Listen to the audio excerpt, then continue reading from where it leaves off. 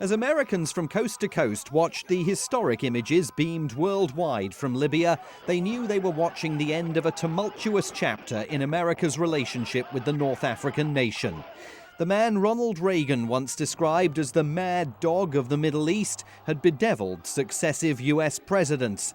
Responsible for a string of terrorist assaults against US interests worldwide, including a 1986 explosion at a Berlin disco frequented by US soldiers, and most infamously of all, the December 1988 bombing of Pan Am Flight 103 as it flew over Lockerbie in Scotland. It fell to President Obama to hail what he called a momentous day in the history of Libya. Today, the government of Libya announced the death of Muammar Gaddafi. This marks the end of a long and painful chapter for the people of Libya, who now have the opportunity to determine their own destiny in a new and democratic Libya. For 4 decades, the Gaddafi regime ruled the Libyan people with an iron fist. Basic human rights were denied, innocent civilians were detained, beaten, and killed, and Libya's wealth was squandered. The enormous potential of the Libyan people was held back, and terror was used as a political weapon.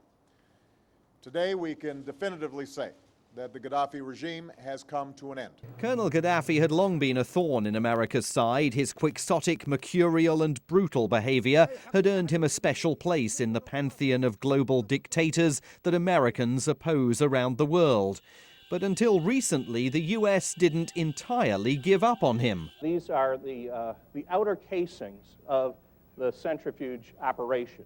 It was just 8 years ago, in fact, that the Bush administration was doing business with Colonel Gaddafi, showing the world's media 25,000 kilos of fissile material transferred into US custody after the Libyan leader agreed to renounce and decommission his weapons of mass destruction. States like these and their terrorist allies. President Bush, who once described Libya as part of the axis of evil, spoke to the Libyan leader by telephone just 3 years ago, dropped sanctions against him, invited his son for talks at the State Department. But the détente was short-lived, and at the White House on Thursday, there was no mention of a period in US relations with Tripoli that now seems questionable at least.